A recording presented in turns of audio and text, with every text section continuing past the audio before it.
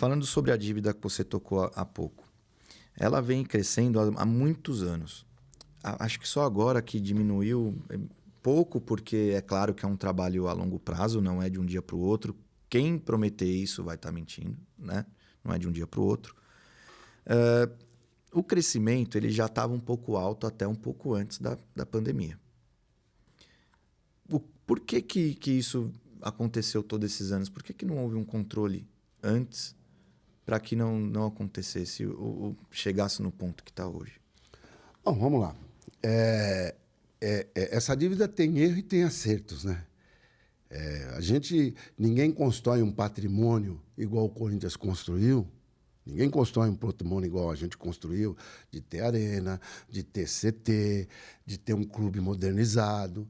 Ninguém consegue isso sem você pegar dinheiro emprestado. Ninguém consegue. Você tem uma empresa, se você quer crescer a sua empresa, você não vai tirar do seu dinheiro, você vai tentar um financiamento bancário para você poder crescer as suas empresas. E com os lucros que você tem, você vai pagando essa dívida que você criou. E o Corinthians não foi diferente. Para você ter o CT, para você ter estádio, você teve que pegar dinheiro emprestado. Uhum. Então, muitas coisas que as pessoas falam, elas precisam entender. Você não compra uma casa... Normalmente, todo mundo que compra uma casa que é financiada pela Caixa Econômica Federal, ela tem uma dívida de longo prazo. E você, quando faz um financiamento desse, você não prevê que se de repente, olha, eu posso perder o emprego, essas coisas. Tudo isso vem lá na frente como consequência do seu empréstimo. Então, por exemplo, uma das coisas que foi... que ajudou no aumento dessa coisa foi essa pandemia, porque quando veio a pandemia a gente já estava devendo.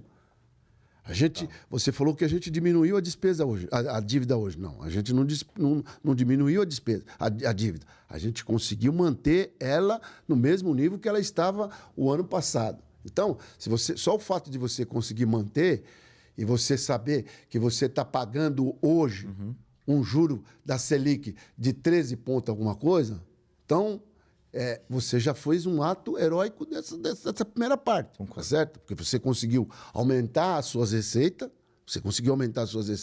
e conseguiu, de alguma forma, pagar os juros que foram de mercado e você não aumentou sua dívida. Então, eu acho que isso é muito importante. Agora, com as vendas de jogadores, essas coisas todas que estão acontecendo, você automaticamente, nesse semestre, mas no semestre que vem, você vai ver que a dívida vai diminuir realmente. Então, a dívida é isso. Nós devemos hoje 910 milhões. Ela pode oscilar um pouquinho para cima, talvez um pouquinho para baixo. A gente só vai saber disso no final do ano. Certo. Não tem como você saber hoje se ela vai oscilar para baixo ou se ela vai oscilar para cima. E desses 910 milhões, 550 já está compactuado para 15 anos. E você fica com 400 milhões para pagar. Então já tem 500 dessa dívida de 900 e pouco, já tem 500 que está negociado e parcelado, que está sendo já retirado. Está negociado e parcelado em tributos que já estão sendo, já foram compactuados para 15 anos. Então, isso está sendo cumprido, a gente está pagando normalmente. E aí você tem o seu dia a dia. E hoje, por exemplo, se a gente está... arrecadando, ou a gente tem a previsão de arrecadar 800 milhões, se você está com 380 milhões de carros, você é uma dívida que você tem um controle dela, você vai conseguir sanear. Vai ser doloroso? Vai. Mas a gente tem que aprender a conviver com isso e ir diminuindo a dívida a partir do trabalho que a gente vai fazer no dia a dia dentro do clube. Perfeito. Uma dúvida. O que tem acontecido muito, e aconteceu até mesmo antes da renovação e transparência, por exemplo, o Corinthians pagou, eu sei que pagou esse ano o Jorge Wagner, que foi um jogador contratado há 20 anos atrás. Não era a renovação e transparência, estava lá, era do Alibi. Eu quero saber se você não vai mais deixar esse tipo de coisa acontecer. Aqui, olhando no seu olho de corintiano para corintiano, de quem confia, dessas coisas continuarem se arrastando, como, por exemplo, uma dívida com espuma de carnaval ou com marmita, que eu questionei o Andrés aqui, porque isso, embora a gente não tenha mais caído para a segunda divisão, isso nos envergonha também. Olha, eu não sei o que o Andrés respondeu nessa história de marmita. Isso não é nem marmita. Não, ele explicou, mas... Você está entendendo? O que aconteceu na época? Foi falta de diálogo. A primeira coisa que a gente vai fazer no nosso mandato é trazer todos aqueles credores que têm a receber com o Corinthians e deixar eles muito próximo da nossa administração. Para que isso? Para que a gente possa discutir e esse tipo de coisa a gente não escute mais. Não é interessante nem para o fornecedor ficar denegrindo a imagem do maior clube do Brasil ou do maior clube da América Latina. Não é interessante isso. Então, o que a gente quer? Que a gente quer aproximar todos esses credores do Corinthians, negociar de forma que a gente consiga, com o nosso fluxo de caixa, pagar essas coisas. Você está entendendo? Agora, tem coisas que não estão no dia a dia. Por exemplo, você está me falando do Jorge Wagner. O Jorge Wagner foi um atleta que foi contratado lá, e esse processo vai se arrastando. Aí chega num belo dia, olha, a conta do Corinthians foi bloqueada. Por que foi bloqueada? Por causa de um pagamento de uma coisa atrasada, que não era nem na gestão da Renovação e Transparência, mas que está sendo pago. Mas o que as pessoas precisam entender que a Renovação e Transparência foi um movimento que a gente fez em 2006 para trazer mudanças para o clube. E trouxemos. As maiores conquistas foram feitas pela Renovação e Transparência. Agora, mesmo antes da Renovação e Transparência, a gente já tinha dívida que vinha se arrastando. Sim. Então, essas dívidas vêm se arrastando durante anos.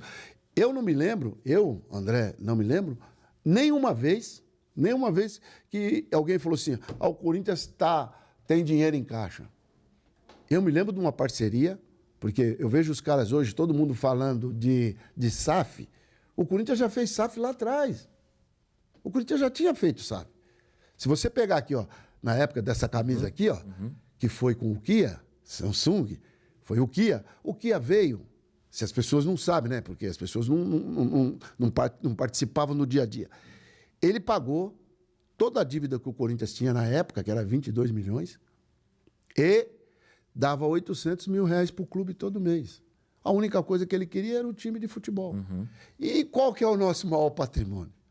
Patrimônio do clube, o primeiro maior patrimônio do clube é o time de futebol. Então, isso aí acabou gerando uma série de discussão e acabou acontecendo tudo aquilo. E quando aconteceu tudo aquilo, os 22 milhões que ele tinha pago, aí caiu tudo por água abaixo, porque aí veio aquela coisa do Nilmar, veio aquelas outras coisas, e começou a vir uma enxurrada de processos, um atrás do outro, por causa da saída da parceria. E a gente vem carregando isso de lá para cá. Essas dívidas foram se aumentando, e a gente chegou nesse patamar que está hoje. Mas o Corinthians é grande, gente. O Corinthians é uma coisa completamente diferente de todos os outros clubes. O Corinthians, mesmo nas épocas que a gente estava... Nós ficamos 9 anos sem bilheteria. Você imagina que desses 9 anos que nós estamos sem bilheteria, esse dinheiro foi para pagar o estádio. Então, se a gente tivesse com esse dinheiro, você pode ter certeza que hoje nós não estaríamos com a dívida aqui, com a dívida que nós temos hoje, e a gente podia até ter dívida, mas era uma dívida equilibrada.